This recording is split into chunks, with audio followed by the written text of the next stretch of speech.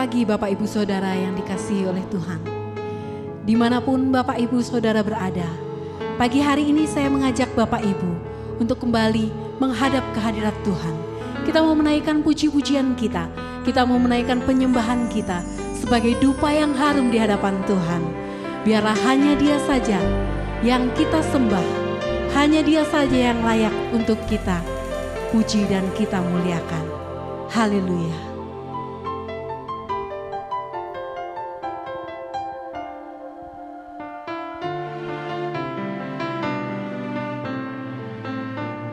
Kami menyembah Engkau Tuhan.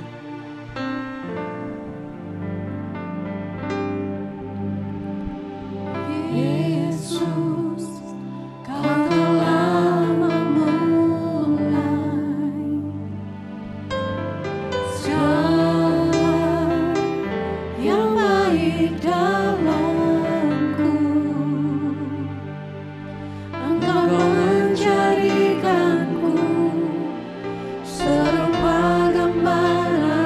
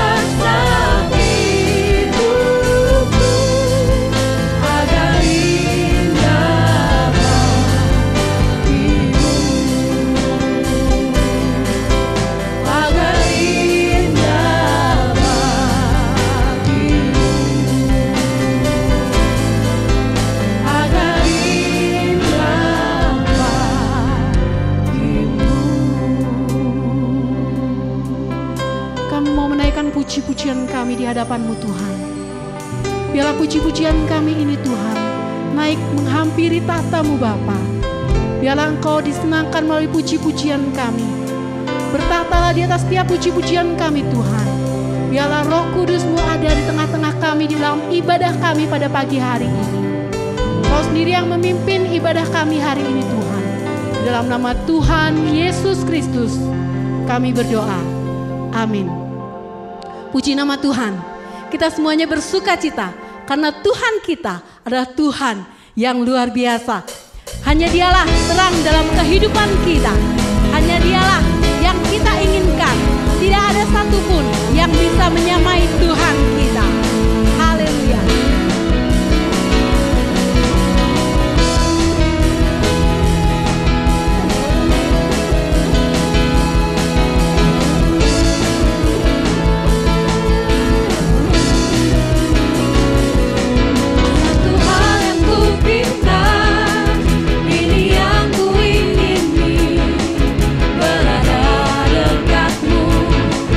Saksikan kemurahan-Mu.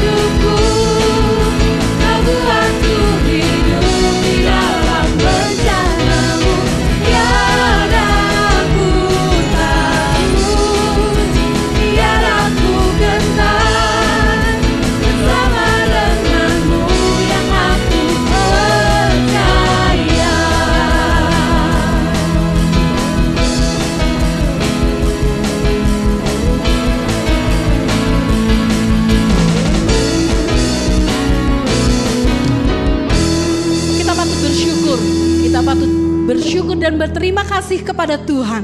Karena Tuhan adalah Tuhan yang penuh kasih. Tuhan yang selalu menjagai kita. Haleluya. Di sepanjang kehidupan kita, Tuhan selalu ada bersama-sama dengan kita.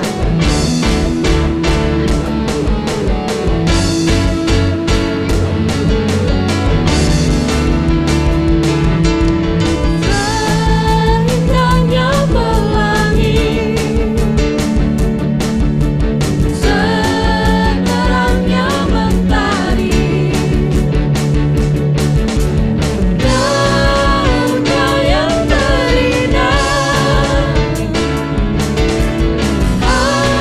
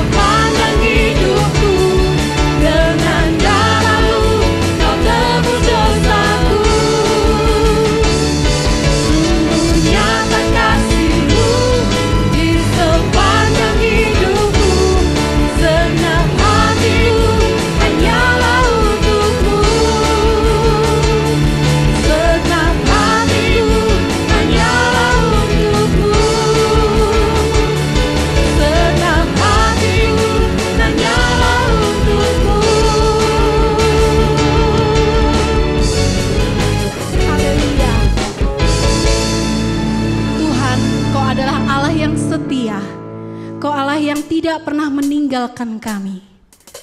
Karena itu Tuhan, kami rindu Tuhan menyenangkan hati-Mu.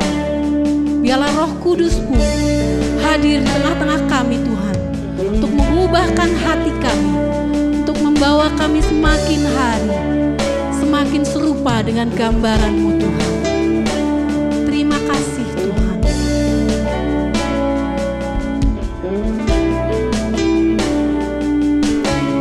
Bapa, Kau setia, takkan meninggalkan, dan ku percaya Engkau milikku.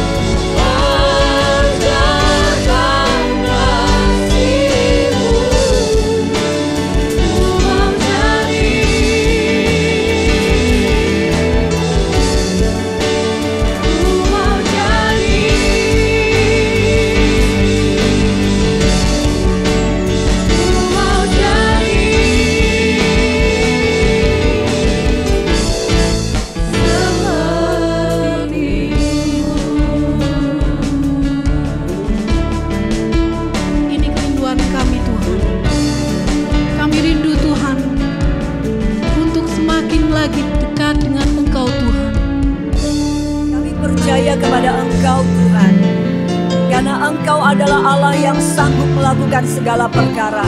Karena kami percaya bagi Engkau tidak ada yang mustahil.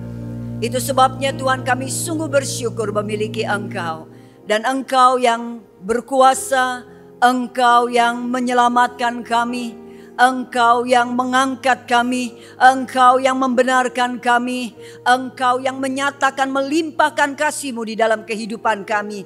Engkau yang saat ini ada di tengah-tengah kami. Dan Engkau sendiri yang saat ini akan berkata-kata atas kami. Tuhan, nyatakan isi hati-Mu kepada kami masing-masing. Tidak ada seorang pun yang terlewatkan. Kami berdoa Tuhan, biar kiranya urapan Tuhan juga sungguh nyata di atas kehidupan kami masing-masing. Dan Tuhan, kami juga menyerahkan hati kami agar supaya hati kami sungguh dibentuk oleh Engkau. Dan hati kami boleh mengambil satu komitmen. Kehendak kami mau menyatakan kami mau menjadi pelaku firman Tuhan. Kami serahkan jam ini Tuhan, hanya di dalam tangan dan kuat kuasa-Mu. Di dalam nama Yesus kami berdoa dan kami mengucap syukur. Amin. Amin. Silakan duduk, saudara yang terkasih. Shalom. Puji nama Tuhan. Satu kali ada seorang anak muda, dia mau mencari pekerjaan. Dan rupanya ada lowongan untuk menjadi operator kode Morse. Jadi dia pergi ke perusahaan tersebut yang buka lowongan. Dan kemudian waktu sampai di sana, dia sampai di resepsionis di depan di front office-nya. Kemudian dia harus membuat isian, form isian. Setelah dia mengisi form isian, kemudian orang yang bertugas itu mengatakan, tolong ya Bapak silahkan duduk di sana, nanti tunggu panggilan. Jadi si anak muda ini pergi ke tempat ruang tunggu di mana ternyata di situ sudah ada banyak sekali orang. Jujur, pada waktu dia melihat ini semua, dia langsung berpikir, waduh, ini mau sampai kapan ini interview segini banyaknya orang. Terus dia juga merasa bahwa kesempatan dia, peluang dia untuk masuk itu begitu kecil. Tapi kemudian dia duduk di sana dan setelah beberapa waktu dia kemudian berdiri. Dan pada waktu dia berdiri, dia masuk ke satu pintu, ada 2 pintu, ada 3 pintu di situ, dan dia masuk kepada satu pintu itu. Begitu dia masuk, tidak lama setelah dia masuk, dia keluar bersama dengan pimpinan dari perusahaan itu. Dan pada waktu mereka berdua keluar, pimpinan itu mengatakan kepada orang yang jaga di front desk tadi dan mengatakan begini, lowongan sudah ditutup ya, dan saya sudah punya orangnya. Jadi sudah tidak ada lagi interview. Sebegitu banyaknya orang, waktu dengar ini, mereka jadi marah dan mereka merasa ini gak adil. Orang ini itu seperti gak ada panggilan, gak ada apa, tiba-tiba dia berdiri dan kemudian masuk dan keluar tiba-tiba sudah diterima. Jadi orang-orang di sana mulai mengatakan, wah perusahaan ini gak adil, nepotisme lah, apa macem-macem, pokoknya ngomong yang jelek-jelek. Tapi kemudian pimpinan ini mengatakan, maaf ya, saudara ini ngelamar di sini mau jadi apa? Kami mau jadi operator kode Morse. Oke, kalau you mau jadi operator kode Morse, saya mau bertanya, kalian tahu gak kode Morse? Tahu. Kalau kalian tahu, apa yang kalian lakukan dari tadi? Maaf ya, dia langsung pencet tombol. Waktu dia pencet tombol, rupanya di depan sana ada layar. Ya, ada layar yang kemudian seperti memberitahukan kode Morse itu. Dan kemudian yang menyatakan kira-kira begini pernyataannya. Kalau saudara memahami maksud ini, tolong saudara masuk ke pintu nomor 1. maka kalau saudara masuk ke pintu nomor 1, maka Andalah yang diterima. Jadi pada waktu pemuda ini melihat kode itu dan dia tahu artinya bahwa dia harus masuk ke pintu 1 dan bahwa dia diterima, jadi dia langsung berdiri dan dia langsung masuk ke sana. Orang-orang ditanya, apakah kalian sejak tadi duduk di sini, kalian tidak melihat tanda itu? Dan semua baru menyadari ternyata mereka memperhatikan kode itu, tetapi kemudian mereka cuek. Mereka menghabiskan waktu menunggu itu dengan pikiran mereka sendiri. Mereka berpikir-pikir, nanti kira-kira interviewnya apa ya? Nanti kalau ditanya begini aku jawab begini. Nanti mereka sibuk dengan itu. Dan sebagian sibuk dengan apa? Melihat kiri, kanan, depan, belakang. Seperti apa sih perusahaan ini? Mereka mulai memperhatikan orang yang kerja di sana, orang yang kerja di sana, orang bagian apa dan sebagainya. Sehingga apa? Mereka tidak terlalu memperhatikan kode tersebut. Pada waktu pimpinan ini mengatakan demikian, semua yang ada tidak bisa lagi protes dan mereka pulang dengan hati yang sangat menyesal. Saudara, berapa banyak di antara kita pingin sekali bisa dengar suara Tuhan? Siapa di sini yang pengen dengar suara Tuhan? Angkat tangan. Yang bisa mendengar suara Tuhan, ya. Jangan dipikir Tuhan gak bicara. Tuhan banyak kali bicara. Tapi kalau kita gak mendengar, jangan salahkan Tuhan. Kalau kita gak mendengar, yang menjadi persoalan bukan karena Tuhan tidak berbicara, tetapi yang menjadi persoalan kita dipenuhi dengan urusan kita sendiri. Sehingga kita tidak mendengar apa yang Tuhan sedang bicara di dalam kehidupan kita. Apa yang Tuhan mau beritahu di dalam kehidupan kita. Karena apa? Kita sibuk dengan segala hiruk pikuk dunia ini. Sehingga apa yang menjadi suara Tuhan itu terlewatkan begitu saja.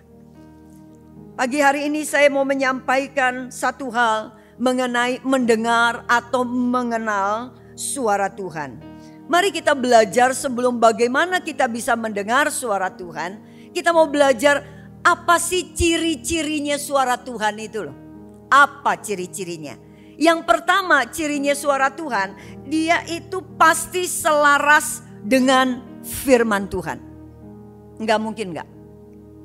Pasti. Tuhan tidak pernah berkata-kata, Tuhan tidak pernah berbicara, Tuhan tidak pernah mengatakan sesuatu yang bertolak belakang dengan apa yang sudah dituliskan di dalam Alkitab. Tidak mungkin.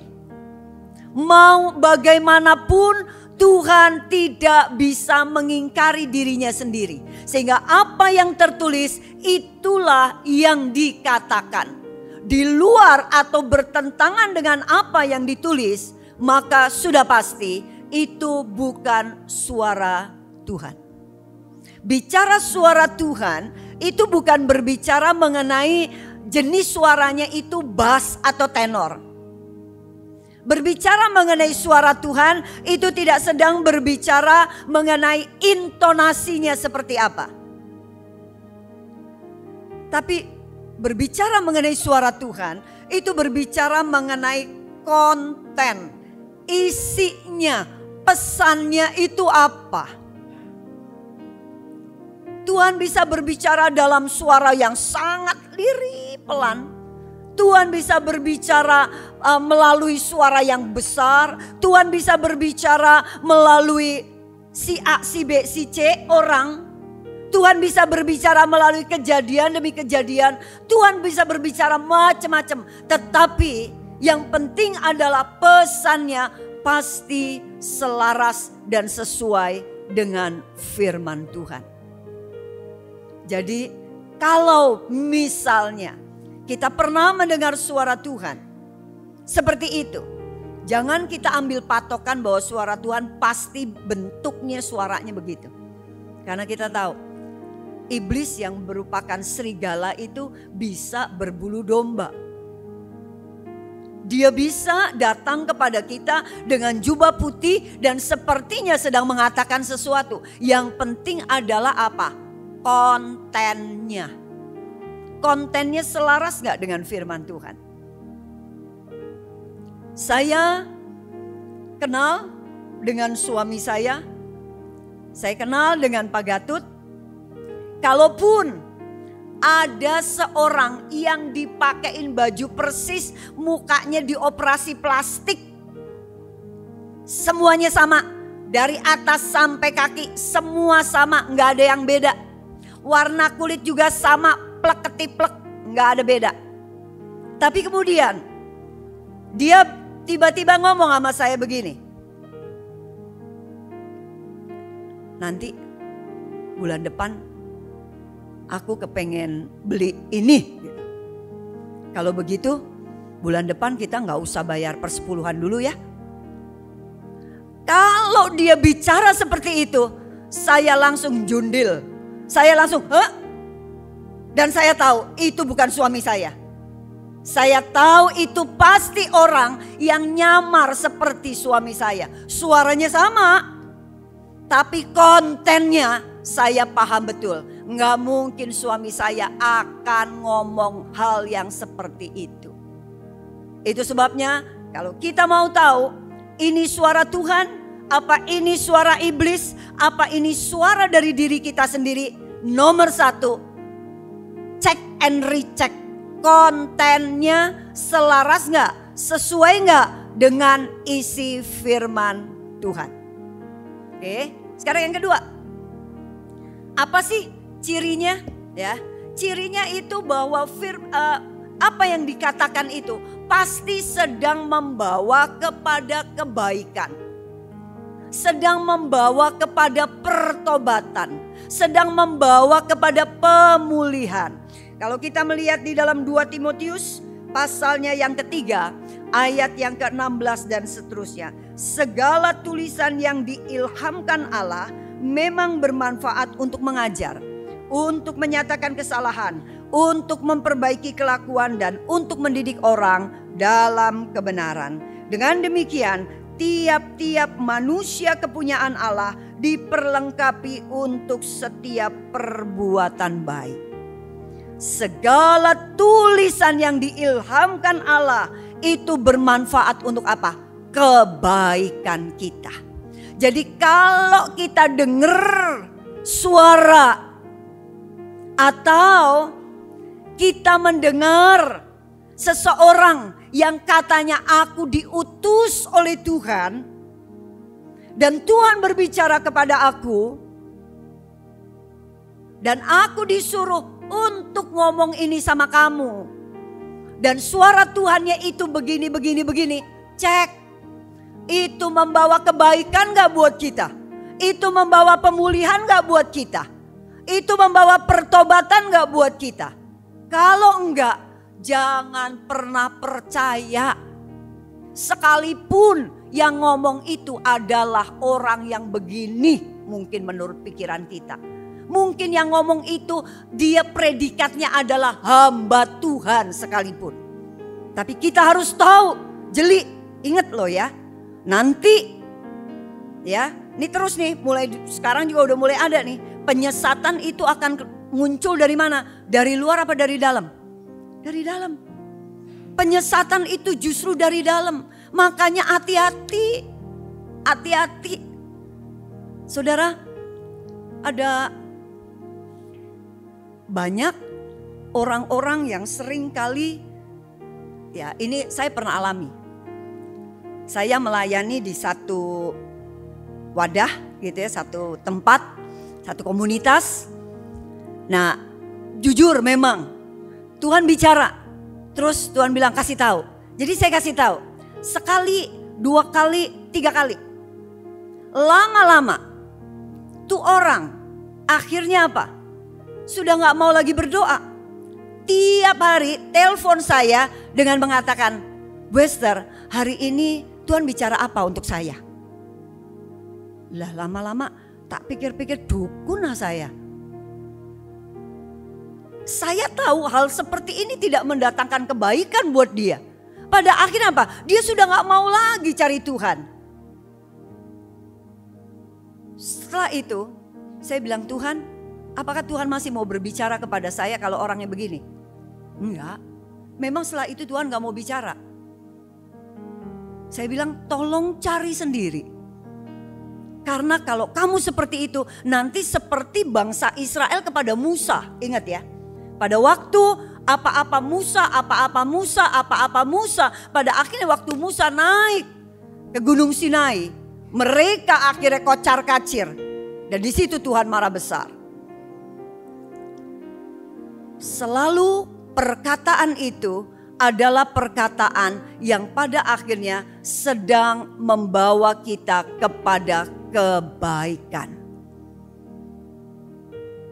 Kalau misalnya kita kepepet,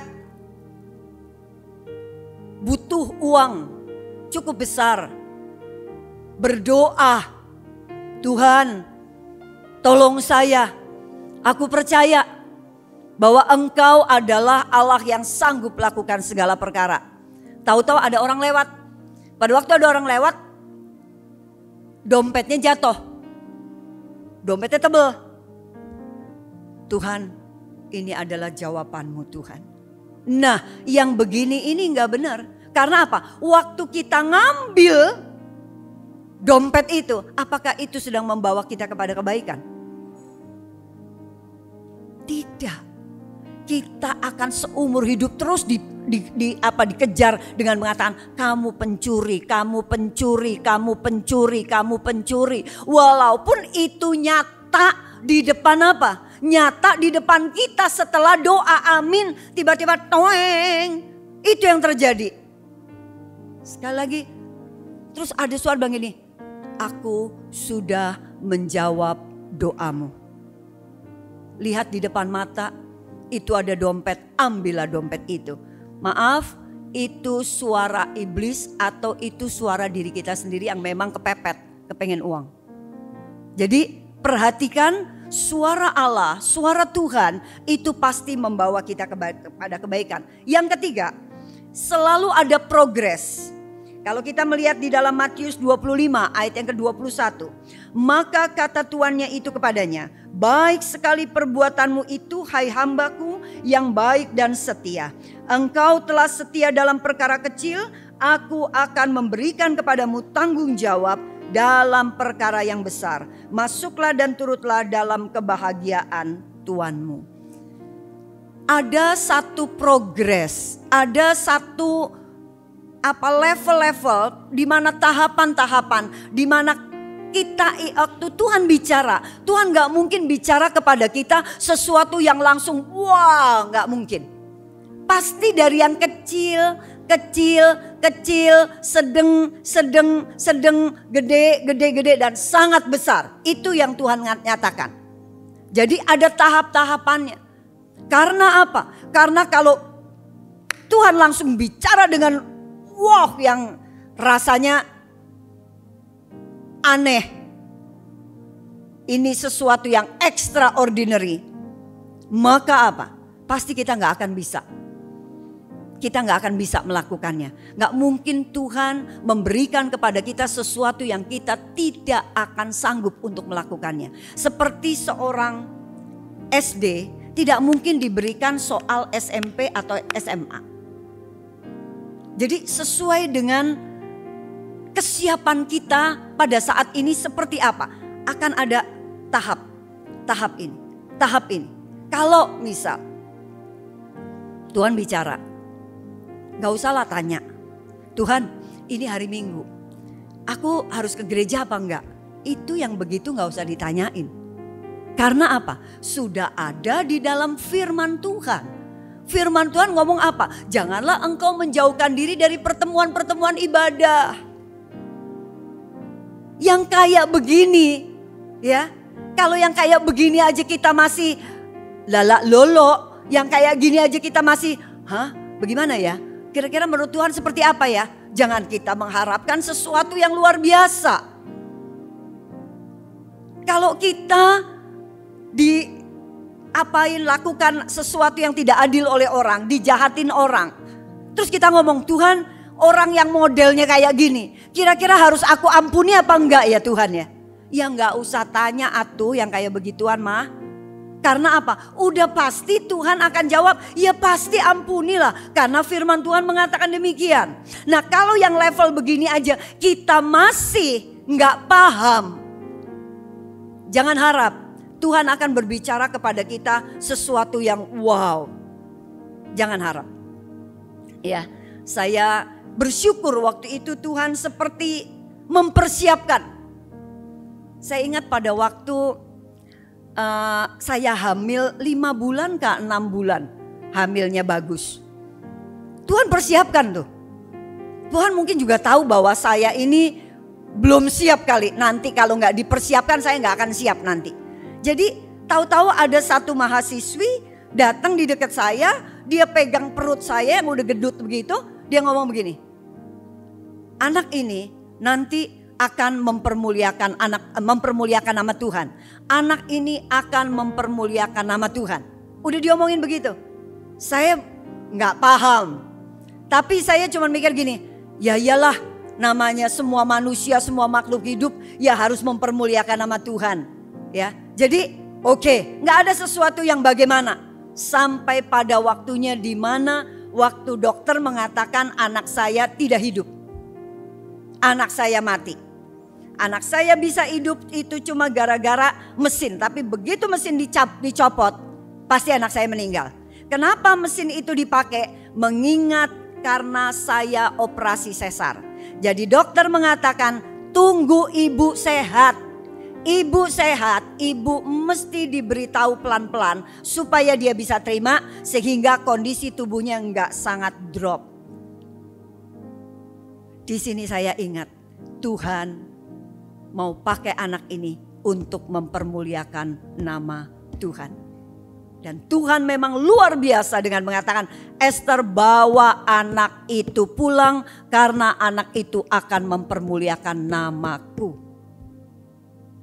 Yang di tangan saya ini batang, yang di tangan saya ini mayat, sudah mati. Rumah sakit sudah mengatakan, Bu, anak ibu sudah mati karena udah dilepas. Tapi Tuhan bilang, anak ini akan mempermuliakan namaku. Coba, kalau kita enggak dilatih dari sedikit demi sedikit, sampai di sana tuh kita bisa bingung. Nanti dokternya atau perawatnya jadi, nih mak bagaimana nih ibu nih? Barusan minta dicopot, barusan minta dibawa pulang, sekarang mau dibalikin lagi. Ini jadi maunya apa nih? Nah ini kan jadi membingungkan kalau begini. Tapi ya puji Tuhan, memang kalau Tuhan bicara itu ada sesuatu yang luar biasa. Memang setelah meninggal 2 hari, bagus itu bangun, mulai merah dan mulai apa istilahnya kalau orang Jawa ngomong bekah pekuh gitu ya, mulai gerak gitu, gerak dan puji Tuhan sampai hari ini dia sehat, tidak kekurangan suatu apapun. Pasti ada progres. Itu sebabnya kalau kita mau bisa mendengar suara Tuhan, dipercayakan oleh Tuhan untuk hal-hal yang luar biasa. Yuk kita mau belajar dari hal-hal yang kecil, sedang, besar. Kita mau latih diri kita untuk ayo lakukan. Maka Tuhan akan memberikan kepada kita yang lebih lagi. Nah sekarang gimana caranya supaya kita memiliki atau kita bisa mendengar suara Tuhan? Gimana prosesnya? Yuk kita belajar proses untuk mendengar suara Tuhan. Yang pertama, kita mesti sungguh-sungguh cari Tuhan. Yeremia 29 ayat 13, 14. Apabila kamu menanyakan aku dengan segenap hati, aku akan memberi kamu menemukan aku. Tapi syaratnya kita bisa bertemu Tuhan, yaitu apa? Menanyakan aku dengan segenap hati. Di mana kita bisa sungguh-sungguh cari dia? Di mana? Kemana? Kita cari Tuhan. Kita cari Tuhan Nomor satu itu memang baca firman Tuhan, baca Alkitab. Tanpa kita baca Alkitab, jangan harapkan kita bisa apa? Mendengar suara Tuhan. Nomor satu baca Alkitab. Baca itu bukan sekedar, maaf ya, seperti anak yang TK yang lagi belajar baca. Dia bisa baca, bisa. Berapa banyak orang tua pegang koran kemudian kasih tahu ke anak, baca ini, apa di koran. Dia mulai membaca, bisa, ngerti, enggak ngerti. Yang dimaksudkan oleh Tuhan adalah baca, renungkan itu, lakukan itu.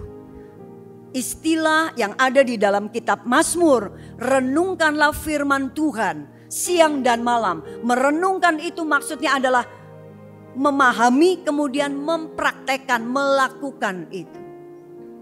Itu yang makanya Tuhan bilang ini, kalau kamu gak melakukan firman Tuhan berarti kamu gak mendengar firman Tuhan.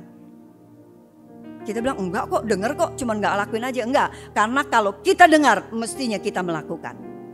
Ya, jadi nomor satu, gimana caranya supaya kita ini bisa dengar suara Tuhan? Cari Tuhan sungguh-sungguh lewat apa? Baca. Dan yang kedua, doa. Doa gak bisa enggak.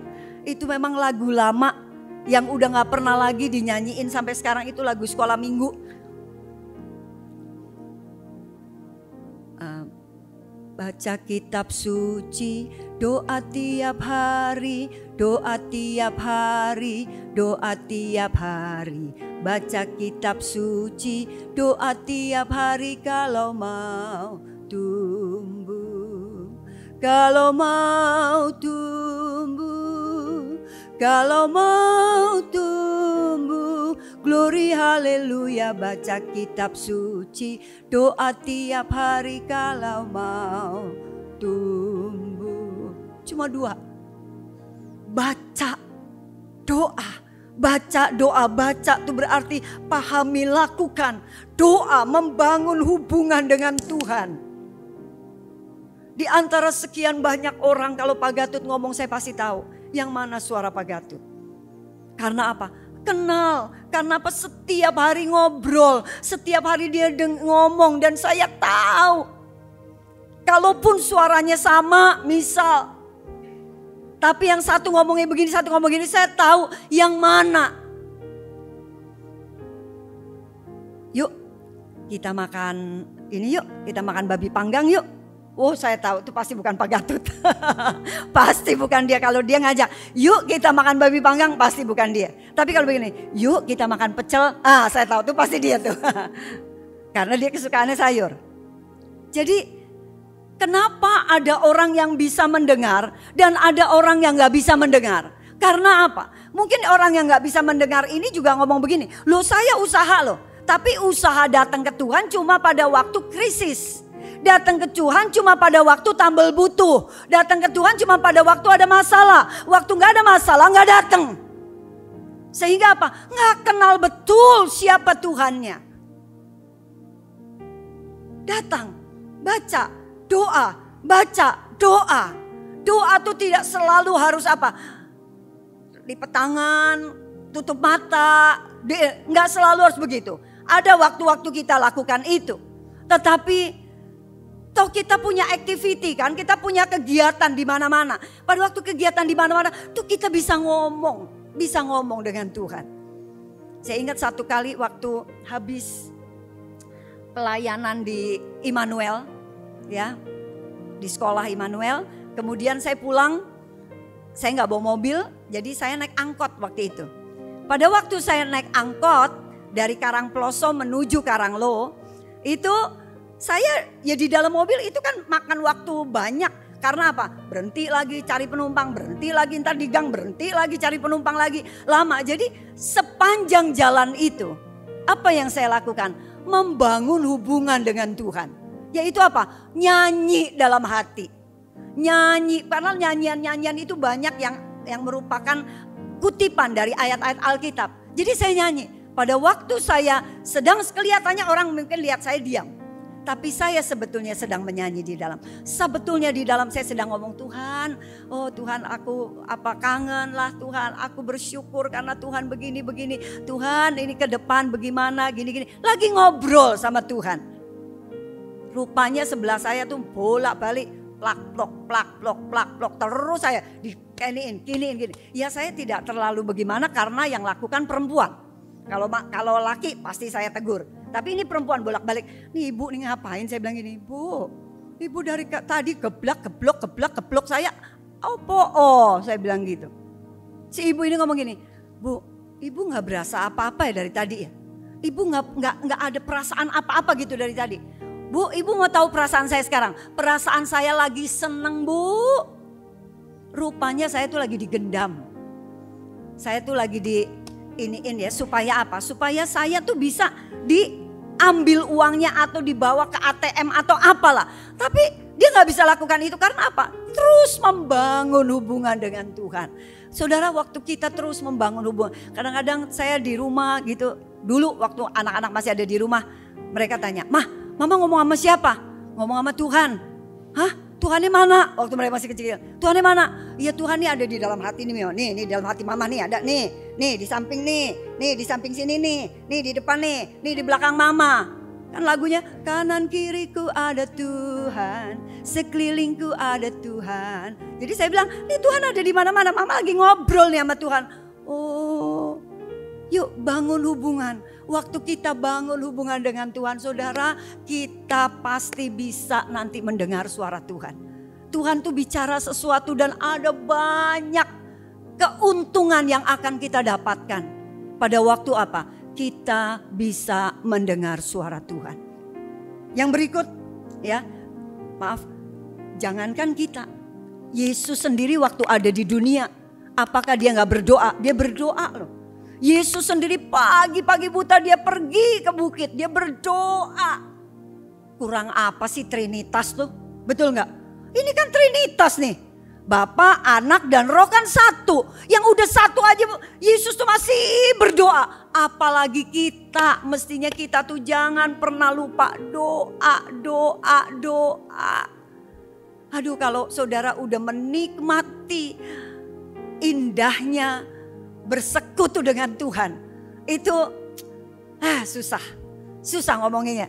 Persis kayak kalau saya lagi makan durian tuh, aduh enaknya ya, apalagi durian musangking. Kemudian saya sering meeting dengan orang bule gitu, dia lagi gini, saya bilang, you nggak tahu ini nikmatnya makan durian.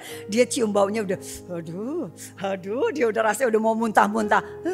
Sulit memang ngomong sama orang yang belum masuk di dalam kerinduan, ketertarikan untuk berdoa, untuk baca firman itu sulit. Tapi begitu kita bisa baca dan berdoa, saya mau bilang nikmat saudara.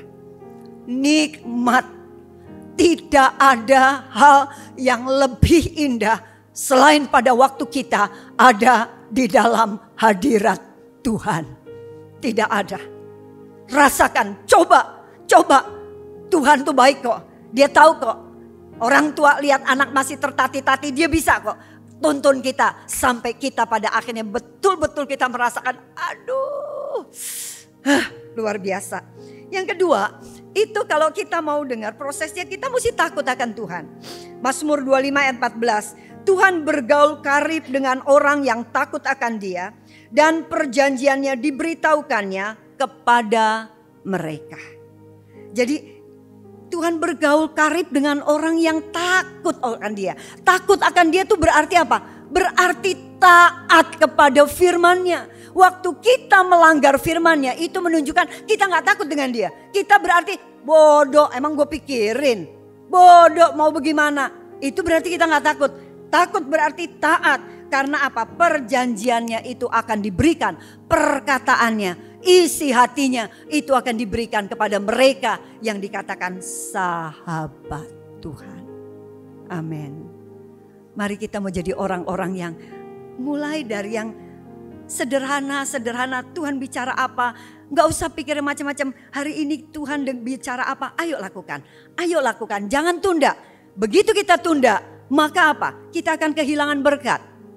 Bukan cuma kehilangan berkat, kita berarti apa? Semakin lebih lagi ke arah yang mana Tuhan tidak menginginkan kita berada di tempat itu. Dan yang ketiga, ada progres. Ya, sekali lagi, untuk kita bisa proses mendengar suara Tuhan, itu juga ada progres. Pada waktu kita progres ini maksud begini.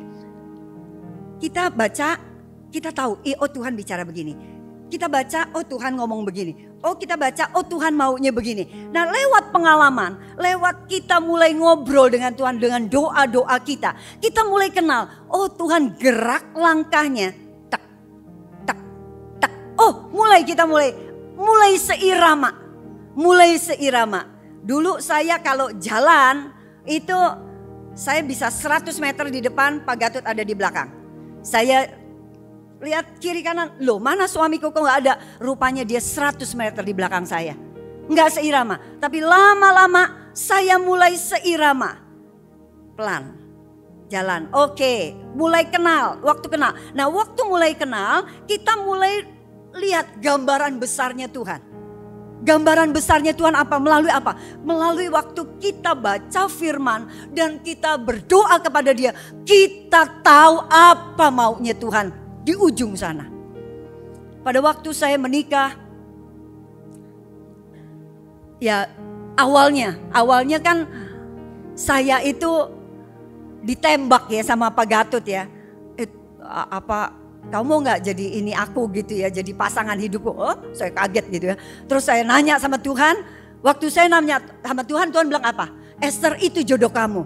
Waduh Tuhan, biarlah cawan ini berlalu daripadaku gitu ya. Saya tuh aduh kalau enggak Tuhan, ini bukan seleraku, bukan apa bagaimana. Terus saya udah mikir macam-macam. Aduh Tuhan gak bisa begitu. Tapi Tuhan bilang Esther itu jodoh kamu. Oke, saya tahu kalau Tuhan bicara itu pasti yang terbaik. Walaupun hari ini kok gini ya. Tapi sudah, saya waktu itu mulai belajar untuk oke, ready. Iya, saya bilang oke, Pak, Mas gitu. Saya kadang-kadang panggil Pak, jangan Pak dong, Mas dong. Iya tapi kadang-kadang takut juga waktu kebiasaan Mas tiba-tiba nanti mau angkat tangan. Mas mau tanya waktu di kampus gitu ya, di kelas kan nanti anak-anak jangan malu saya gituin. Jadi kadang-kadang manggil Pak, Pak itu ya udah Tuhan udah bicara, ya udah oke ya sudah selesai. Begitu menikah, Pak Gatut kan sudah punya pekerjaan sendiri. Dia udah jadi dosen. Dia di GSJA. Saya nih kan jujur dulunya nih, saya kan GBI. Terus gimana ya? Terus Tuhan seperti bawa saya untuk menjadi kayak misionari. Nah ini kan kalau saya jadi misionari kemana? Pak Gatut ngedekem aja di kampus di Malang, kan ini gak jadi. Masa saya nikah untuk yang satu di sini, yang satu di sono? Kan gak mungkin. Jadi waktu saya diskusikan, ini bagaimana? Tapi gambaran kecilnya, pada waktu Pak Gatut bilang gini, sudah kamu ikut saya aja, kamu ikut aku aja. Alkitab mengatakan, hai istri tunduklah kepada suamimu. Ini hal yang kecil, saya mulai mulai tunduk. Tuhan gimana? Tunggu, oke tunggu. Dan pada akhirnya, pada tahun 90, saya menikah 94, tahun 99 Tuhan mulai buka.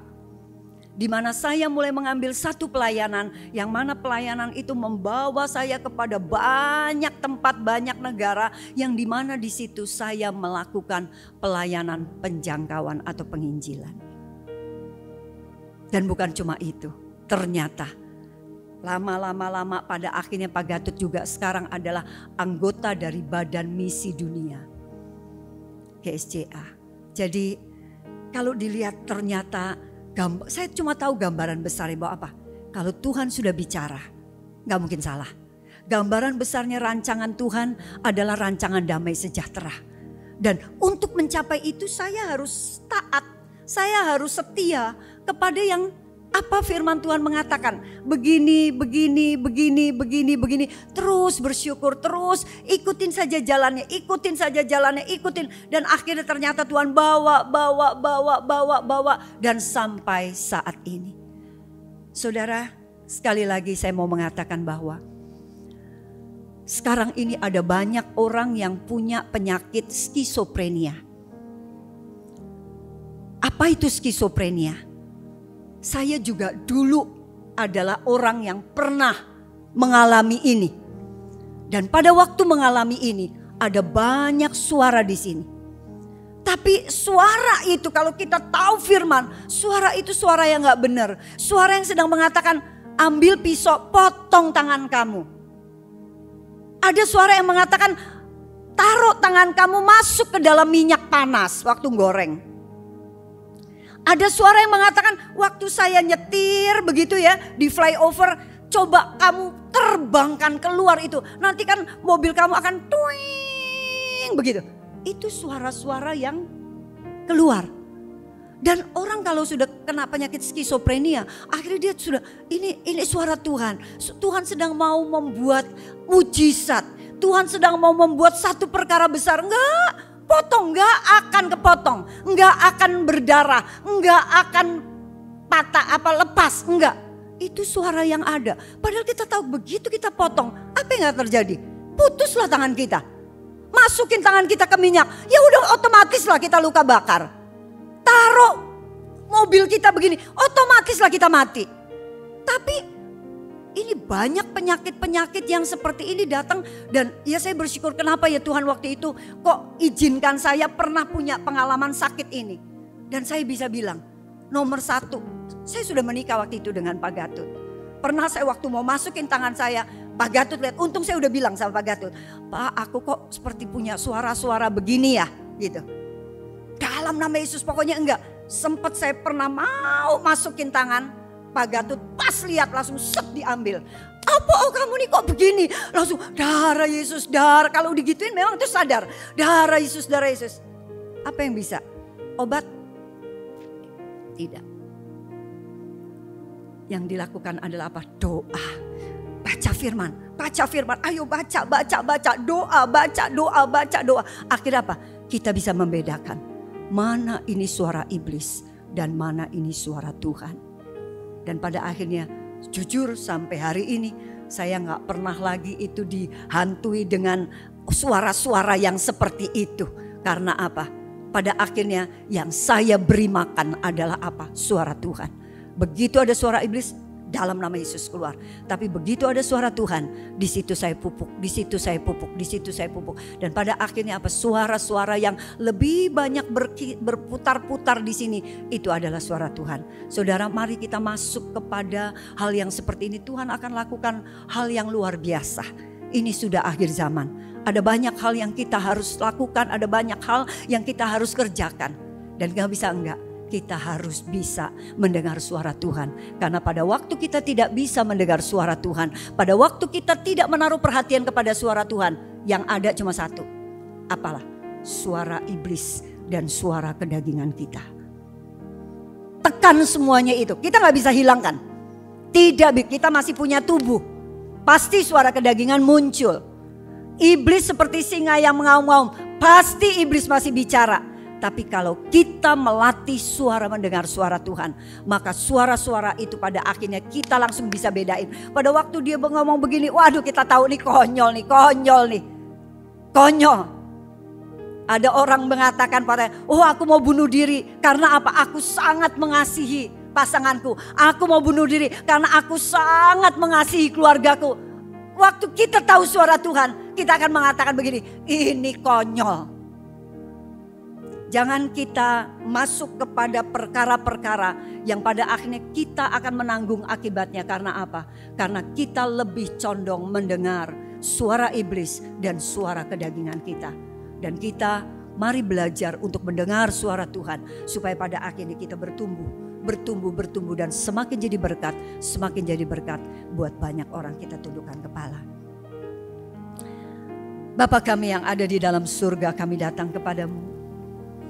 Ampuni kami Tuhan, kalau kami terlalu berfokus kepada hiruk pikuk dunia ini. Ampuni kami Tuhan, kalau kami tidak begitu peduli apa yang kami mendengar. Apakah itu suara iblis, suara diri kami sendiri atau kedagingan kami.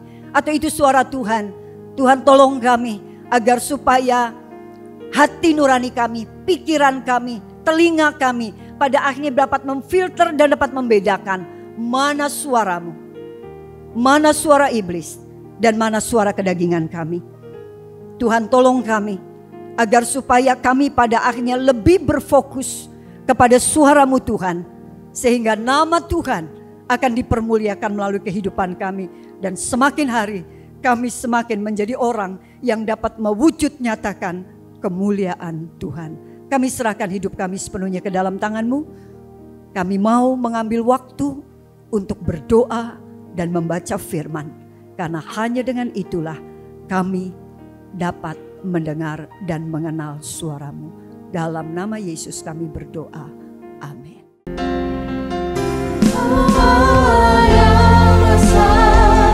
Ajaib dan mulia, Kau Yesus yang selalu membuatku terpesona. Segala pujian bagi-Mu ya Tuhan, hanya Kau yang layak ku anugerah. Hanya Kau yang layak ku anugerah. Hanya Kau yang layak ku anugerah.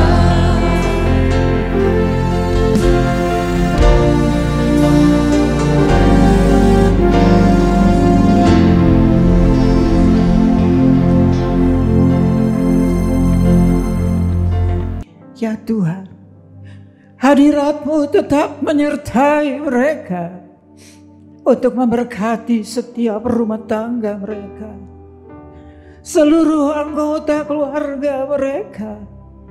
Berkatilah usaha dan mata pencaharian umat-Mu. Berkatilah roti dan air mereka. Berkatilah umat-Mu ini dengan kekuatan dan kesehatan. Sesungguhnya Dikau sangat mengasihi umat-Mu.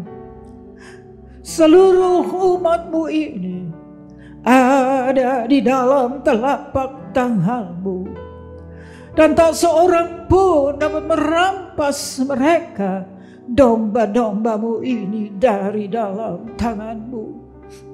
Hamba-Mu berdoa, bawalah seluruh sidang jemaat-Mu ini semakin hari semakin dekat kepadamu, semakin mengasihi Engkau ya Tuhan, sehingga mereka boleh tiba di puncak bukit kesucian-Mu dan memandang wajah-Mu yang indah. Kini sidang jemaat yang dikasihi Tuhan, Allah yang kekal adalah naungan-Mu, dan lengannya yang abadi menopang Engkau. Tuhan memberkati Engkau dan melindungi Engkau. Tuhan menyinari Engkau dengan wajah-Nya, serta memberikan Engkau kasih karunia. Tuhan menghadapkan wajah-Nya kepadamu dan memberikan engkau damai sejahtera di dalam berkat nama Tuhan Yesus Kristus. Amin.